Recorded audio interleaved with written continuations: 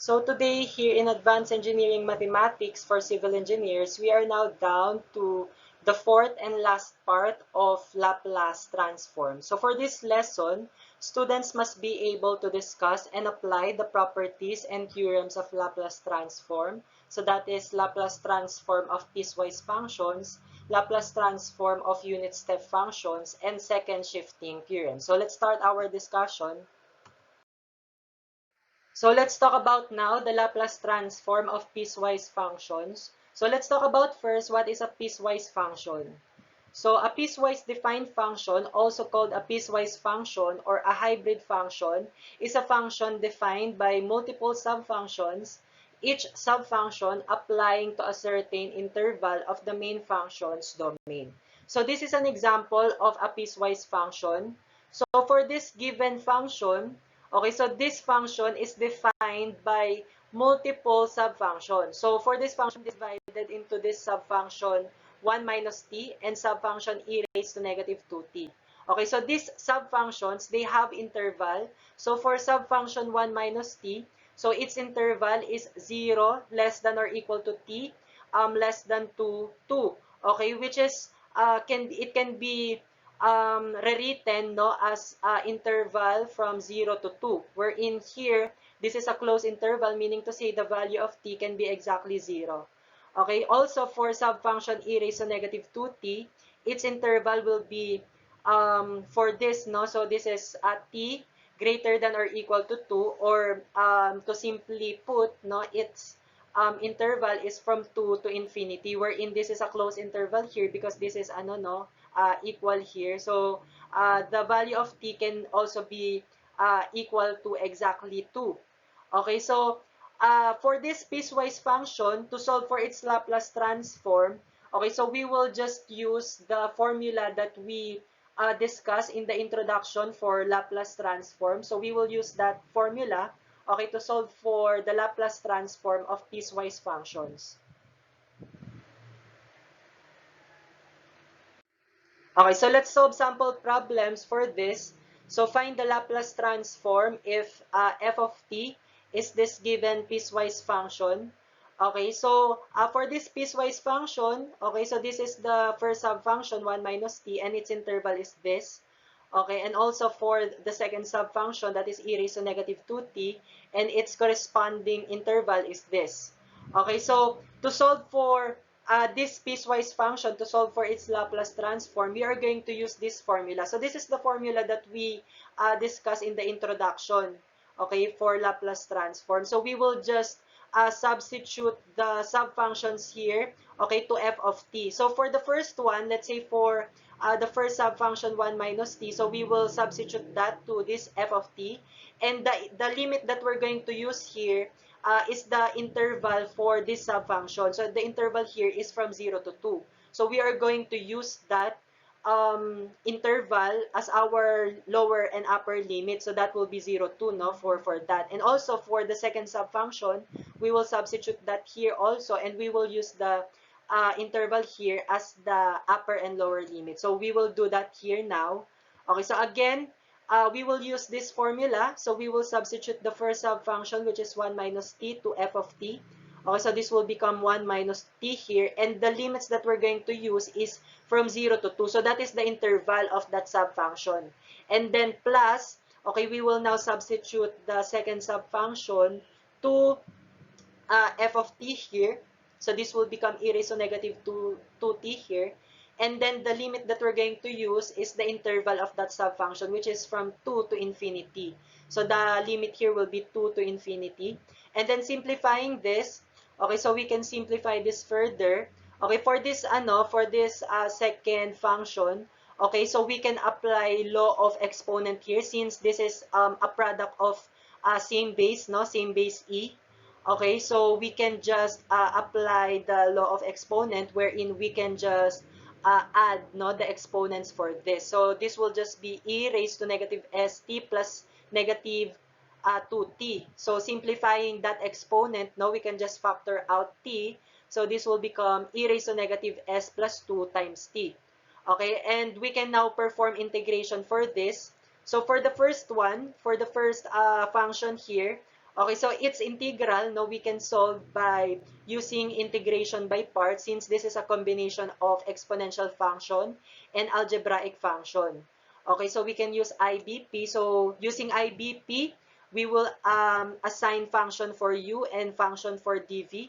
So for u, we will assign here the function that comes first in Liate. So in this case, the function that comes first is algebraic before exponential, right, in Liate. So we will assign the algebraic function here in u. So we will assign 1 minus t. And then for dv, we will assign the remaining function, which is e raised to negative st. And then we will include dt here. Okay, so we will derive or solve for the derivative of u is equal to 1 minus t. So solving for its derivative, that will just be du is equal to negative dt. And here we will integrate this both sides, no? And integrating both sides, so the integral sign here and d will just be cancelled, so we can solve for v. So that will just be the integral of e raised to negative st dt, which is negative 1 over s times e raised to negative st. So we will apply integration by parts, that is uv minus integral of v du. Okay, so for our uv, this is u and this is v, so we just multiplied them, and we will evaluate this from 0 to 2, and then minus integral of v du. So our v here is this, okay, and our du is this. Okay, so we just substitute them here, and then don't forget to include this, okay? So we apply integration by parts for this. Okay, so we will just add this here, and we will integrate this. So we can integrate this directly kasi. Okay, so for this, no, simplifying, okay, so we can integrate this further. So simplifying this, this will just become negative times negative times negative. So that will be negative. And then we can just factor out 1 over s here, and the integral of e raised to negative st dt will just be negative 1 over s times e raised to negative st. And we will evaluate this from 0 to 2. Okay, from 0 to 2. And then integrating this, okay, so integrating this is just integral of exponential function. So the integral of this will just be negative 1 over s plus 2 times e raised to negative s plus 2 times t. So we will evaluate this from 2 to infinity. Okay, so we can now simplify this further. Okay, so for this is already simplified. For this, we can simplify this further. This can become 1 over s squared, no, positive, since this is negative times negative. And then for this will just be negative 1 over s plus 2 e raised to negative s plus 2 times t. Okay, so we can now evaluate this, these terms. Okay, so evaluating the first term here, so we will just substitute the upper and lower limit to all the variables t. So we will substitute first the upper limit, which is 2, to all the variables t. So this t will become 2, and then this t will become 2, and also this t, it will become 2, minus, we will now substitute the lower limit, which is 0. So we will substitute 0 to all the variables t in this term. So this will become 0 for this. No, also this will become 0, this exponent here, and then this t here will be 0. Okay, and then proceeding to the next term, so we will substitute the upper and lower limit here. We will substitute first the upper limit to all the variables t here. So we substitute 2 for this variable t. Okay, so this will become 2 here. And then minus, we now substitute 0 for this variable t. So this will be 0 here. Okay, lastly, for this term, okay, so we will substitute the upper and lower limit to all the variables t, starting with the upper limit. Now we substitute that to variable t here. So this will become infinity here. And then also minus, we now substitute the lower limit, which is 2. So this t will become 2 here. And evaluating this, no, so this will become, okay, so for the first one, this is negative 1 over s e raised to negative 2s plus 1 over s. So this will become 2, no? 2 over s times e raised to negative 2s. So we can combine them both. So since they are similar, no? They are both e raised to negative 2s. So we can just combine them. So 2 over s e raised to negative 2s minus 1 over s e raised to negative 2s. That will just be 1 over s e raised to negative 2s. Right? And also for this will just become e raised to 0, no? So this will become 1. So negative times negative 1 over s. So that will be positive 1 over s. Okay, so this will be the value of that. And then for this, so we know that it will just become 0 since this is multiplied by 0. Okay, also for this, so simplifying this, so this will become 1 over s squared uh, times e raised to negative 2s, no? So this will be the value of that. And then for this, e raised to 0 will just be 1, so it will just be simply negative 1 over s squared.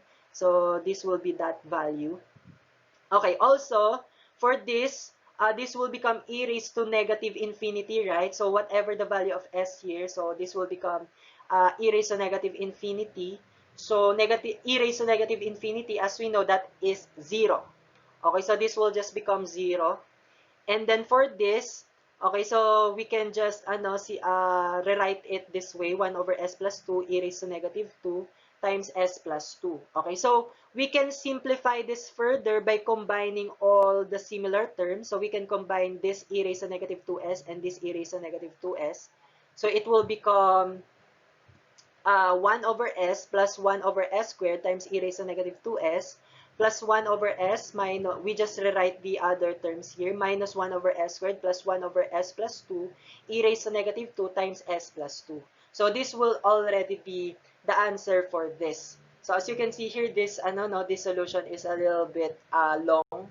Okay, but anyway, this is now the answer. Now to the second sample problem. Find the Laplace transform or f of s if the given f of t, okay, is this piecewise function. Okay, so to solve this, again, we are going to use our formula here. Okay, so let's first write the or substitute the first subfunction to the f of t in the formula. So we will write negative 1 here or substitute negative 1 here. So that is the first subfunction. And for the limit, we will use the interval for that subfunction, which is from 0 to 4. So we will use that as the limit. So this will be from 0 to 4. And then for the second subfunction, we will also substitute this to the f of t in the formula. So this will be 1.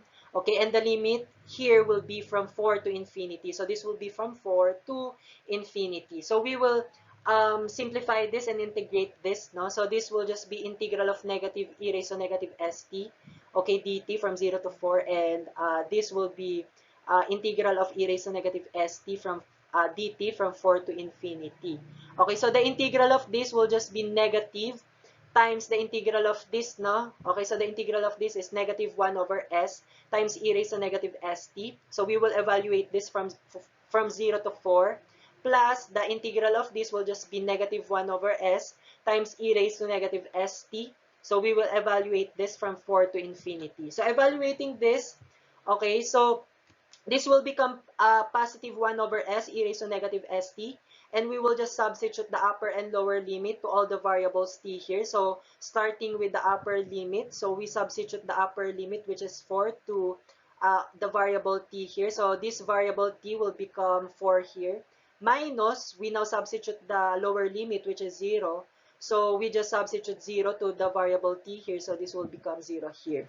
Okay, and for this one, so this will become negative, no? Negative 1 over s times e raised to negative st. Okay, so we can just factor out the negative sign here and then substitute the upper limit to t. So that will be 1 over s e raised to negative s times infinity. Minus, we substitute the lower limit, which is 4, to this variable t. So this will become 4 here. Okay, so evaluating this, okay, so as we know, this will become 1 over s e raised to negative 4s. So this will be the value of that. And then here, this is just e raised to 0, right? So e raised to 0 is just 1. So this will just be simply negative 1 over s. And then for this, we know that e raised to negative infinity, that is 0. So this will just become 0. And then negative 1 over s e raised to negative 4s times negative, no? So it will become positive here. So we can combine similar terms here. We can combine e raised to negative 4s and this e raised to negative 4s. So this will become 2 over s. Okay, so this will become 2 over s e raised to negative 4s minus 1 over s. So this will now be the answer for this. So as you can notice, these problems, okay, for the Laplace transform of piecewise functions using the formula, okay, that we use in the introduction for Laplace transform. This is a bit long, no? This solution is a bit long. So we can actually use another methods in solving for piecewise functions. No, we will discuss that in the succeeding slides. Okay, so let's talk about now the Laplace transform of unit step function. So this is another method in solving for the Laplace transform of piecewise functions. Okay, so in order for us to be able to use this, no, we have to rewrite first, no, the given piecewise function into its equivalent unit step function. Okay, in order for us to be able to use, no, this topic. So unit step functions, this is also called Heaviside functions. Okay, so this is defined as this way. Okay, so let's say we have this given piecewise function. No, so this piecewise function, it has this subfunction 0 with this interval and 1 for this interval. So for the interval of the first subfunction, which is 0, so this is the interval, no, t less than a. But we can actually rewrite this also, no? So this is also equivalent to 0 um, less than or equal to t less than a, no? So this is just the same, no? This one and this one. Okay, so for this, no, we can rewrite this piecewise function into its equivalent unit step function. So this is the equivalent unit step function. So we can rewrite this piecewise function by writing the the first sub function, which is 0, and then we just multiply it by u of t minus 0, wherein u here, this is this is the notation for unit step function. Okay, and then t minus 0, wherein this 0, it comes from this this interval, from the interval. So this is 0, t minus 0 minus u of t minus this a will come from this this interval here. Okay, and then plus the second sub function, which is 1, and then you just multiply that to u of t minus, where in this a, it will come from this interval. So here, as we can see, if we simplify this, so since this will be multiplied by 0, so this will just be 0. So what will remain here? Okay, it will just be 1, we can just we can just not include that, no? So this will become u of t minus a, no? And this is equivalent to this piecewise function. Okay, so after we rewrite the given piecewise function into its equivalent unit step function, no, we can use the formula that I will show you in the next slide. Okay, but this topic, no, this Laplace transform of unit step functions, this will just be applicable, okay, for piecewise functions that have subfunctions that are constant. Okay, so as you can see here, the subfunctions here are just constant, right? So 0 and 1 are constant, no? Okay, so we can use the formulas, okay, that I'm going to show in the next slide. So meaning to say, if the subfunctions are not constants, let's say the function is t squared, t plus 2, t minus 1. So those functions are function of t, right? So they are expressed in t. So meaning to say that they are not constant. So we cannot solve that using unit step function or Laplace transform of unit step function. So again, I'll repeat. We can just apply the Laplace transform of unit step functions, okay, for piecewise functions that have constant subfunctions. Okay, so let's proceed. Okay, so the Laplace transform of the unit step function is given by this formula. So this is Laplace transform of the unit step function. Okay, so this will just be equal to 1 over s e raised to negative as, wherein a here, okay, it will come from this a. Okay, so we will use this formula, ha? So you have to memorize this formula. Also, if our a here is 0, so it will just become u of t. So the Laplace transform of this will just be equal to 1 over s. So applying this, our a here is 0. So e raised to 0, as we know, that is just 1. No? So meaning to say, the Laplace transform of u of t is simply 1 over s. So we will use these formulas in solving for Laplace transform of unit step functions. Okay, so let's start solving sample problem for this topic. Find the f of s, or Laplace transform of the given f of t. So the given f of t here is a piecewise function. So as you know, we can solve this using the formula that we discussed in the first topic. Okay, so we can apply that. Okay, but we can also apply Laplace transform of unit step function for this, because the given subfunctions here are just constants. Okay, so the subfunctions here are -1 and 1. Okay, so these are constants, so we can use the Laplace transform of unit step functions. But to be able to do that, okay, we have to rewrite first this given piecewise function into its equivalent unit step function. So to write that, we already discussed how to rewrite this piecewise function into its equivalent unit step function. So to do so, we just have to write the first subfunction, which is -1, and then times u of t minus the interval here, which is 0, minus u of t minus the interval here, which is 4, plus the second subfunction, which is 1, times u of t minus the interval here, which is 4. So that will be t minus 4 here. So simplifying this, so this will just become u of t times -1. So that will be negative u of t, plus, so this will be negative times negative, so it will become positive here, u of t minus 4, and then this will just become u of t minus 4. So we can combine similar terms here. So this is similar to t minus 4 and t minus 4. So we can combine them. So it will become 2u of t minus 4. Okay? So this is now the equivalent unit step function of this given piecewise function. So we can now apply the formulas for this, that the Laplace transform of u of t is 1 over s, and the Laplace transform of u of t minus a is 1 over s e raised to negative as. So for this first unit step function, we can apply this, right? So this is negative, so this will become negative 1 over s. Okay, and for this one, okay, so our a here is 4. Okay, so this will become e raised to negative 4s, so there is a constant 2 here, so this will become 2 over s. Okay, so this will now be the answer for this, that the Laplace transform of this given piecewise function is just -1 over s plus 2 over s e raised to negative 4s. So let's proceed now to the second sample problem. So again, we have to find the Laplace transform of this given piecewise function. So again, we can just use the formula, okay, that we discussed, and also we can use the Laplace transform of unit step function here, since the subfunctions here are all constants. Okay, so to be able to use that, we have to rewrite first this given piecewise function into its equivalent unit step function. So we will write it this way.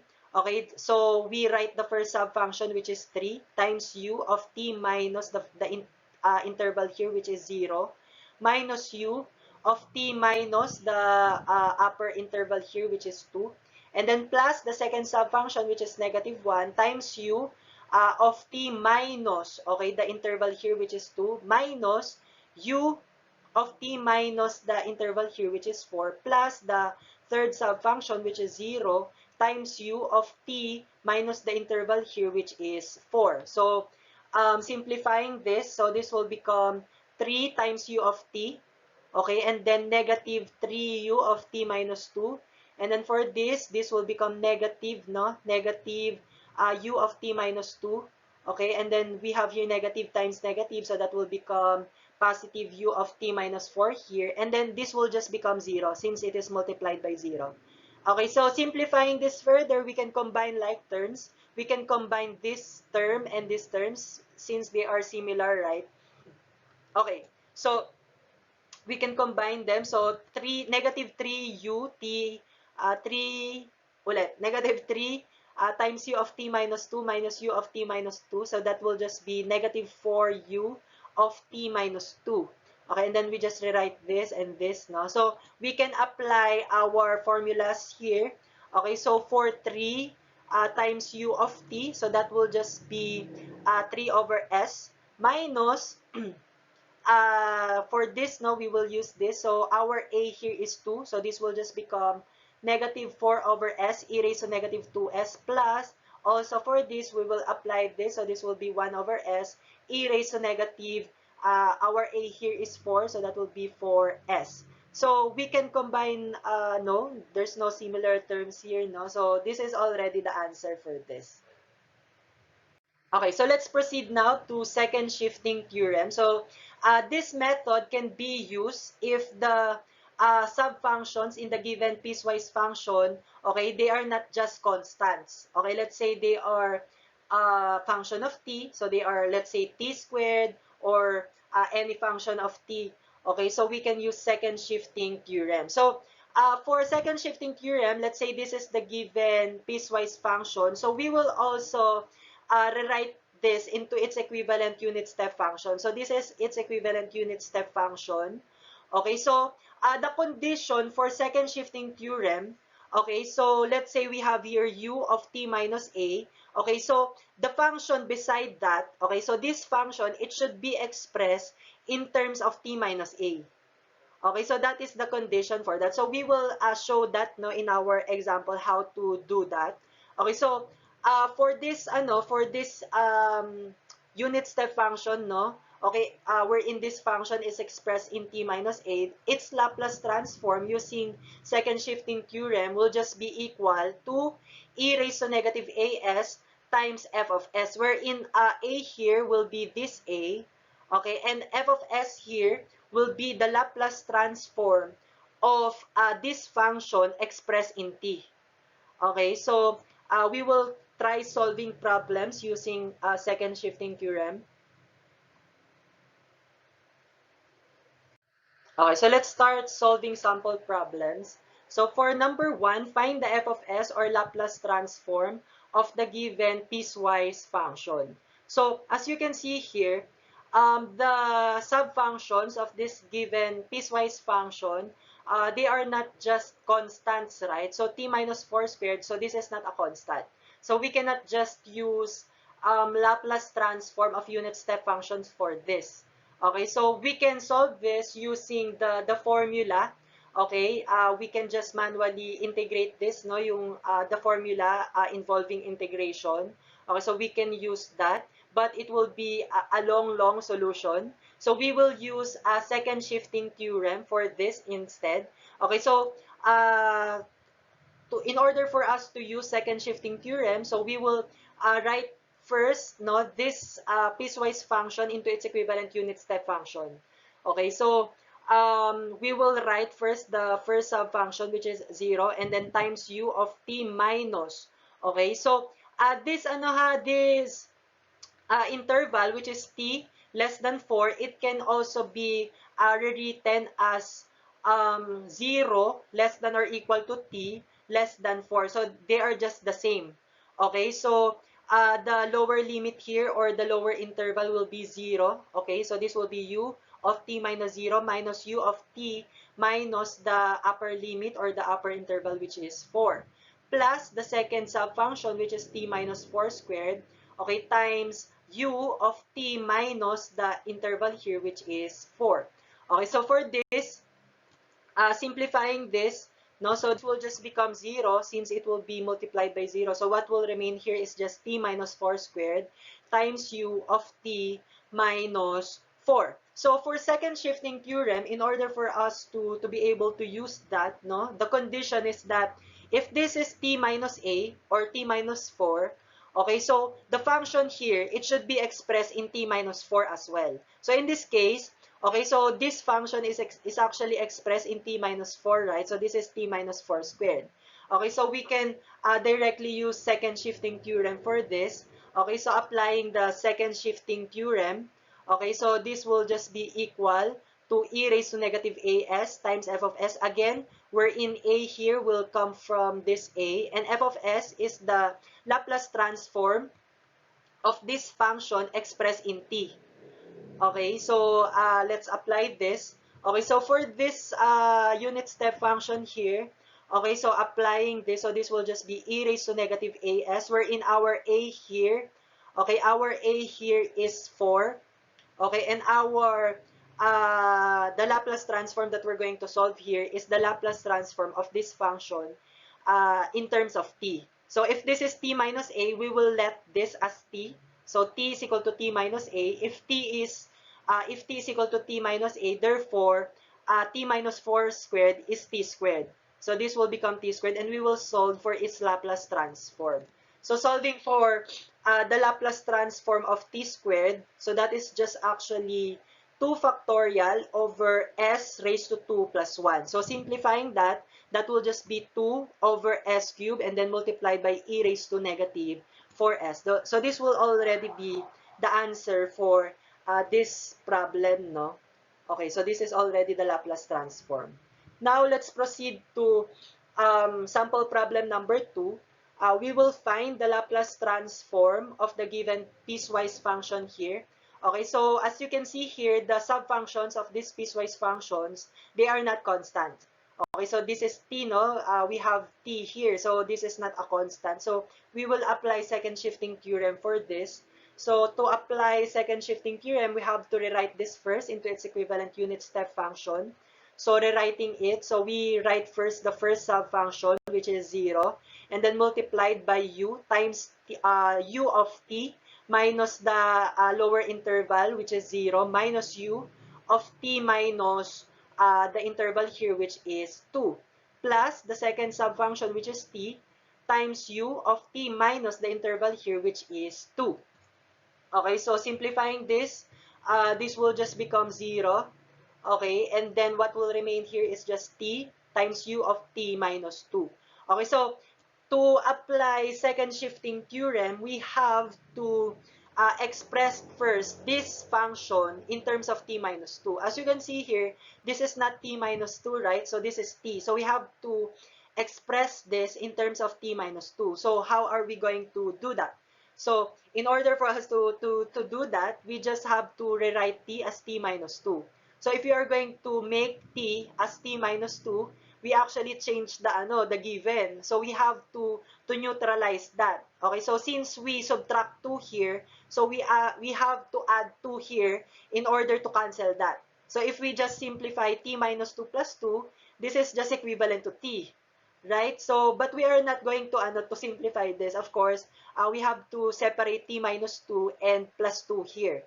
Okay, what we're going to do here is distribute this t minus 2 to u of t minus 2, and this 2 we will distribute it to u of t minus 2. So simplifying this by distributing these terms, so this will become t minus 2 times u of t minus 2, and then we have here 2 times u of t minus 2.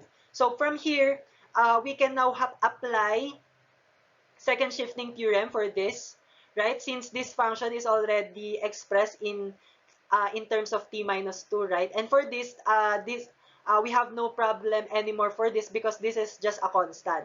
So if this is just a constant, we can just apply the Laplace transform of unit step function for this, right? Okay, so after this, okay, we can now apply the formula for the Laplace transform using second shifting theorem, which is this for this one. And for this, we can just apply this. And also, we can also apply second shifting theorem for this if we apply this formula. Okay, so applying now the formula for the first one, this one. Okay, so we will apply this. So this will be e raised to negative as, wherein our a here is 2.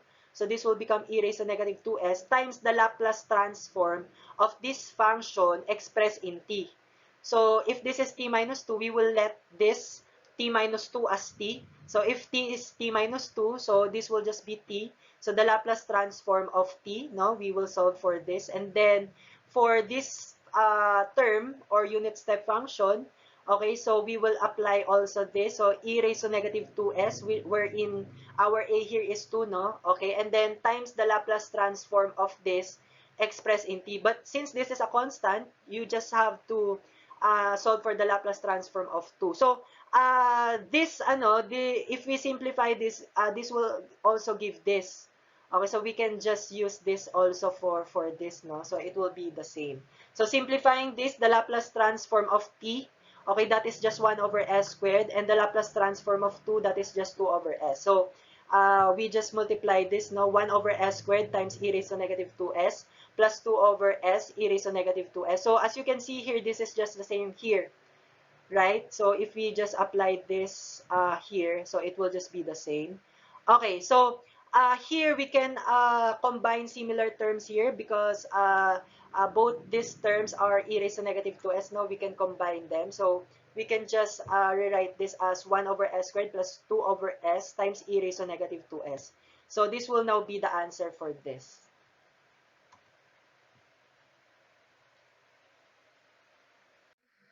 Okay, so let's proceed now to the third sample problem.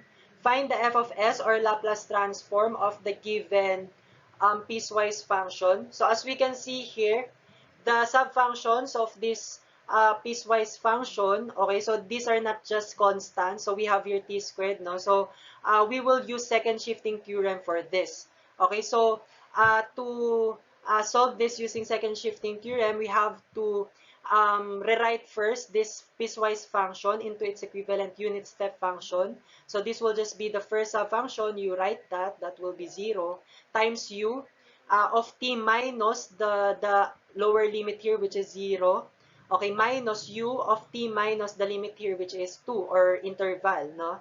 Plus the second subfunction, which is t squared, times u of t minus the interval here, which is 2. Okay, so from here, we can simplify this. No? So this will just become 0, and what will remain here is t squared times u of t minus 2. So if we are going to apply second shifting theorem here, we have to express first this expression in terms of t minus 2. So in this case, this is not t minus 2, no? So I have to express this t squared into in terms of t minus 2. So to be able to do that, we just have to rewrite it as t minus 2. So what we did here is we subtract 2 here. So if we subtract 2 here, the given here will change, right? So since we subtract 2 here, we have to add 2 here. Okay, so if we just simplify this t minus 2 plus 2, that will just be t, right? But we will not simplify that. No, so this will be quantity squared, no, times u of t minus t. So what we're going to do here, we are going to expand this. We're going to expand this. So expanding this, so this will become t minus 2 squared plus 4 times t minus 2 plus 4. Okay, so this will be the expanded form for this one, no? And then we are going to distribute each term, this term, okay, to this, u of t minus 2. So this will become t minus 2 squared times u of t minus 2 plus 4 times t minus 2 times u of t minus 2 plus 4 times u of t minus 2. Okay, so here, we can actually um, combine these terms, no, since they are all t minus 2, but we will not do that here, no, because it will be long. Okay, so we will just solve for the Laplace transform of each term, no, separately, and then in the final answer, uh, we will combine them in our final answer. Okay, so for this first term, as we can see, we can already use second shifting theorem here since this is already expressed in t minus 2. Also for this term, so this is already expressed in t minus 2. And here, no problem because this is already a constant. Now we can just use Laplace transform of unit step function for this third term. Okay, so applying the formula for second shifting theorem, okay, we can also apply the Laplace transform for unit step function for this. So applying that, okay, so this will just, for this first term, this will just be e raised to negative as, wherein our a for this is 2. So this will be 2s here. And then times the Laplace transform of this function expressed in t. So we will let t is equal to t minus 2. Therefore, t minus 2 squared is t squared. So we will solve for its Laplace transform plus the second term here, which is this one. So we will apply second shifting theorem here. So applying the formula, that will just be e raised to negative as, wherein our a is 2. Okay, so that will be 2, negative 2s. And then Laplace transform of this function expressed in t. So we will let t is equal to t minus 2. Therefore, 4 times t minus 2 is just 4t. Okay, so that will be Laplace transform of 4t plus the Laplace transform of this. So we can apply this, no? E raised to negative as. Our a here, again, is 2. And then times the Laplace transform of this function. So no problem because this is just constant. Okay, so solving for the Laplace transform of t squared, that will just be 2 over s cubed. So we multiply it already to e raised to negative 2s. And then the Laplace transform of 4t, that is 4 over s squared. So we multiply it by e raised to negative 2s here. And then the Laplace transform of 4, that is just 4 over s times e raised to negative 2s. So we can combine similar terms here. So they are all similar, right? So we can combine them all together.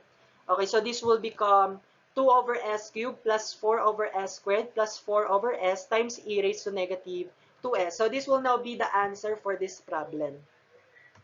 Now, let's proceed to sample problem number 4. Find the f of s, or Laplace transform, of this given piecewise function. So, the subfunctions for this piecewise function, okay, so they are not constant. So, what we're going to apply here is second shifting theorem. So, to solve this, we will rewrite this first into its equivalent unit step function.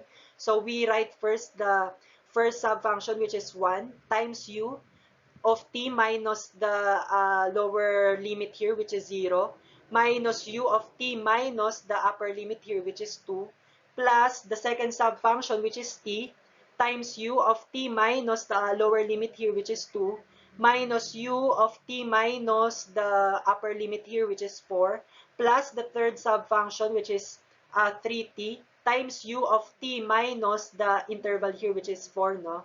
Okay, so simplifying this, so this will just become u of t, no, times 1, and then negative u of t minus 2, plus here t times u of t minus 2, and then minus, no, so this will become negative t times u of t minus 4, plus 3t times u of t minus 4. Okay, so we can actually combine like terms here.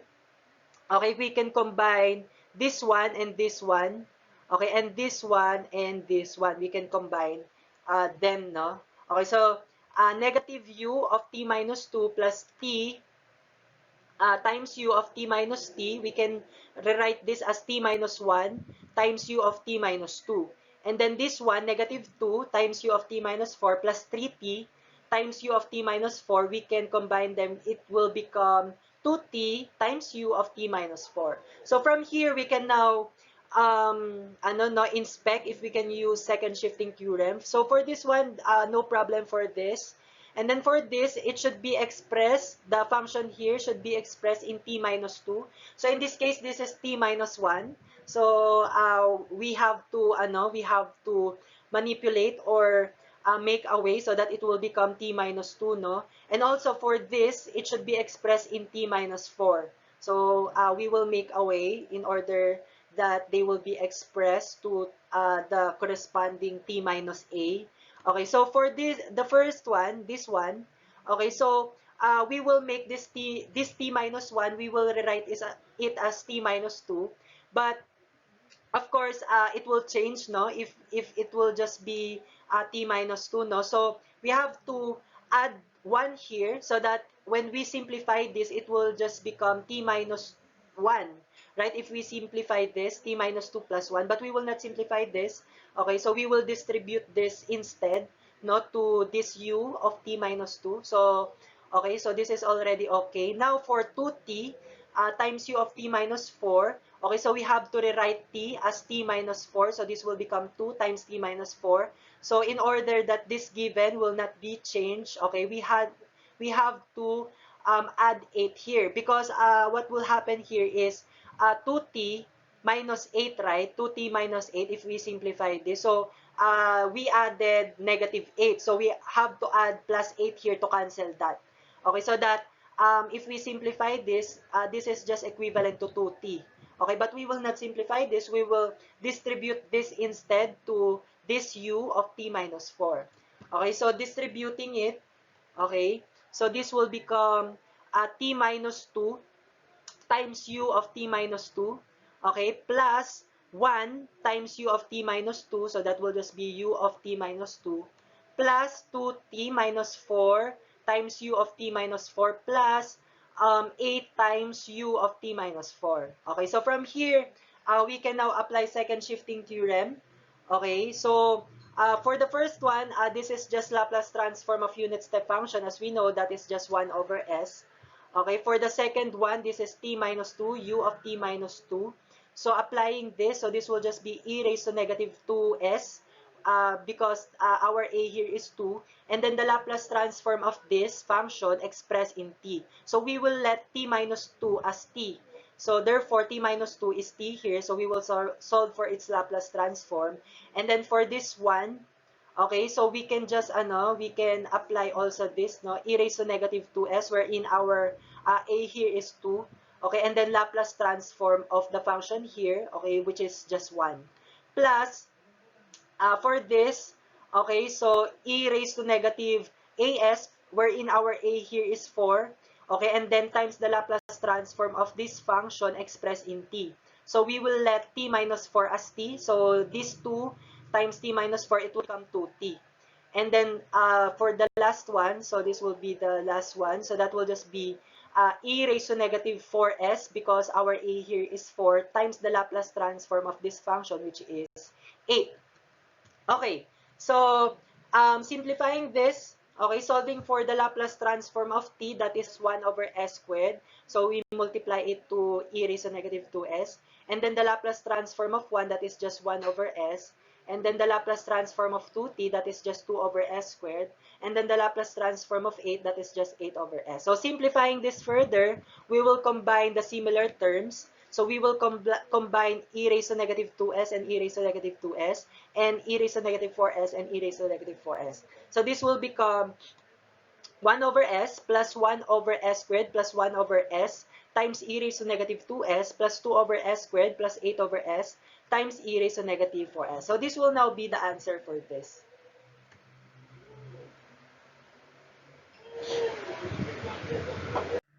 So let's proceed now to sample problem number 5. Find the Laplace transform if the given piecewise function, okay, is this one. Okay, so the subfunctions here are sine t and sine 2t. So these are the interval, no, for each subfunction. So to solve this using second shifting theorem, we are going to rewrite this first into its equivalent unit step function. So rewriting it, it will just be the first subfunction, which is sine t, times u of t minus the lower limit here, which is 0, minus u of t minus the limit here, which is pi, plus sine 2t, which is the second subfunction, no, times u of t minus the limit here, which is pi. Okay, so rewriting this and simplifying this, this will just become sine t times u of t minus sine t times u of t minus pi plus sine 2t times u of t minus pi. Okay, so in order for us to be able to use second shifting theorem, so let's say for this one, okay, if this is t minus pi, this function, it should be expressed in t minus pi as well. But in this case, this is just expressed in t. So we will manipulate this. We will make a way in such a way that this sine t will become or will be expressed in t minus pi. Also, for this one, this is t minus pi. So this sine 2t, it should be expressed in terms of t minus pi as well. So in order for us to be able to do that, we will use this identity. So this is no, sine t of u times t minus pi. Okay, with this one, no, we have no problem for this because this is just t. So this is already expressed in t, so no problem for this. But for this one, no, we have to rewrite this sine t, okay, that it will be expressed in t minus pi. So we rewrite t as t minus pi. Okay, but in this case, since we make it t minus pi, of course, t was changed. Okay, so we changed the given. So in order to neutralize this negative pi, we have to add pi here. So in this case, negative pi and pi will just be cancelled, right? So technically, it's just t only. Okay, but we will not simplify that, no? But instead, we are going to simplify sine of t minus pi plus pi. Okay, to simplify this, we will use this identity. Okay, so this will just be like sine of x plus or minus y, no, wherein our x here is t minus y, pi, and our y here is pi, right? So we will use sin cos cosine here. Okay, and also for the second one, for this one, okay, so we will rewrite sine 2t as sine 2 times t minus pi. But of course, it changed, no, when we make it 2 times t minus pi. So in order that it will not be changed, we will add 2 pi here. Because if we simplify this, this is 2t minus 2 pi, right? So there will be added negative 2 pi. So we will add 2 pi here to cancel that. So that what will remain here is just 2t. But we will not simplify that. We will not cancel that. No, we will simplify this instead by using again this identity, no, that we will apply sine x plus y, no, wherein our x here is 2 times t minus pi and our y here is 2 pi. So applying this, no, so we will rewrite it. Okay, so sine t times u of t, it will just be rewritten here. And then negative, no, negative, we just factor that out. And then sine of t minus pi plus pi. So again, we will apply this. So this is sin cos cosine. Our x here is t minus pi and our y here is pi. So that will be sine, no, sin cos cosine, sine ng x which is t minus pi, cos ng y which is pi, no, plus. Okay, so since this is addition here, no, this is plus here. So this will also be a plus here. Okay, so this will become a cosine of x, which is t minus pi, and then sine of y, which is sine of pi. Okay, times the u of t minus pi here, plus, okay, the second one is this. Okay, so we will use the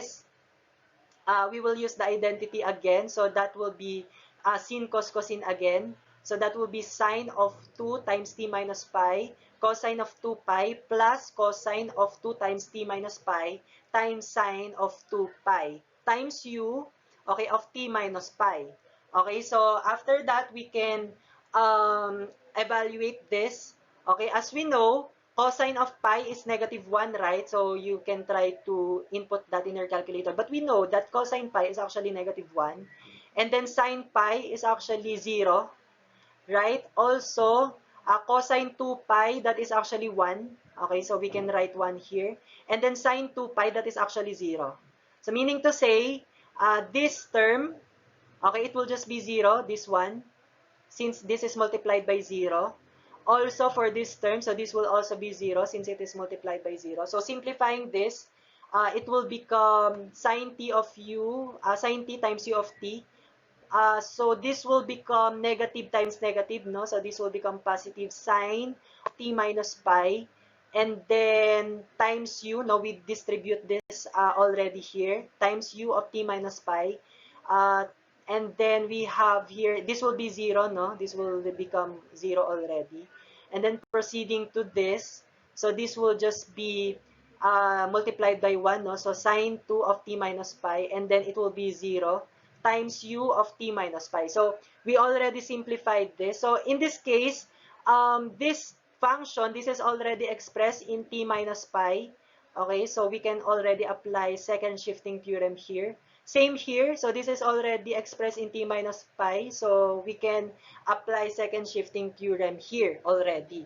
So using the formula here, okay, so for the first one, no, so this will be e raised to negative as, wherein our a here is 0. no? And then the Laplace transform of the function expressed in t. So this is already expressed in t. So we just solve for the Laplace transform of sine t. Then plus, for this, no, using this formula, this will be e raised to negative as, wherein our a here is pi. So that will be negative pi over pi s times the Laplace transform of this function, okay, expressed in t. Okay, so we will let t is equal to t minus pi. Therefore, sine t minus pi is just sine t, no? So we will solve for its Laplace transform. Plus, for this one, okay, we apply this e raised to negative as. Our a here is pi again. And then the Laplace transform of this function expressed in t.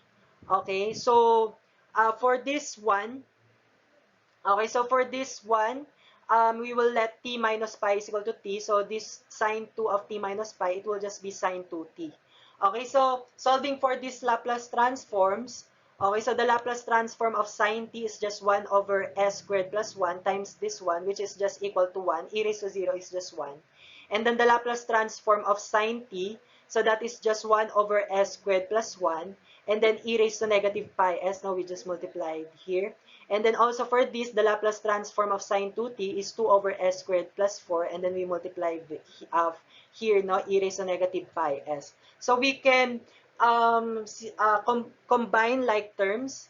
Okay, so we can combine all terms with e raised to negative pi s. No? So this will become 1 over s squared plus 1 plus 1 over s squared plus 1 plus 2 over s squared plus 4 times e raised to negative pi s. So this will now be the answer for this. You can now box that.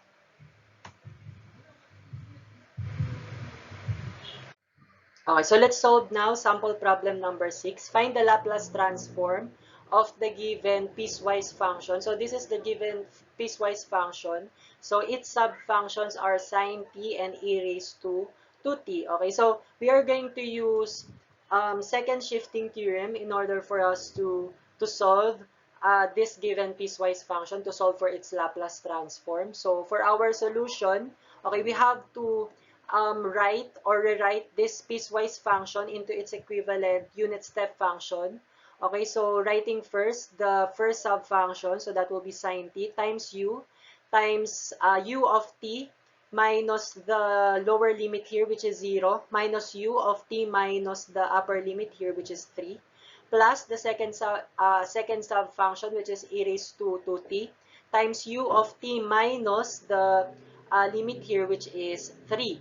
Okay, so simplifying this, so this will become sine t times u of t minus, so this will become negative, no? Sine t times negative, so that will be negative sine t times u of t minus 3. And then we just simplify this, e raised to 2t times u of t minus 3. Okay, so for this first term, so we have no problem for this. We can apply second shifting theorem for this since this is t, so this is already a function of t here, no? Okay, so we have no problem for this. But here, since this is t minus 3, so the function here should be expressed in terms of t minus 3 also. Also for this, okay, so since this is t minus 3, so the function here, this function, it should be expressed in t minus 3. Okay, so what we're going to do for the second term, we will just make t excuse me, so we will just make this t as t minus 3. But since we make this t minus 3, okay, we added or we subtract 3 here. So we have to add 3 here to neutralize that, to cancel that. So that t minus 3 plus 3, so that is just, that is just t. Okay, so, but we will not simplify this. Okay, so we will simplify this instead. Okay, and also for e raised to 2t, okay, we have to express t as t minus 3, no? So we will make t as t minus 3, but since we changed the given when we added 3, when we subtracted 3 here, no? So it will become 2t minus 6. So there was an added negative 6, no? So we have to add positive 6 here to cancel that, no? So that when we simplify 2 times t minus 3 plus 6, it will just be 2t pa rin. Okay, so we will simplify this. Okay, so for sine of t minus 3 plus 3, we will apply the identity that we use, no? This will be sine of x plus y, no, wherein our x here is t minus 3 and our y here is 3. So we will use this. So this is sin cos cosine. Okay, so we will apply this for this, no, for this term.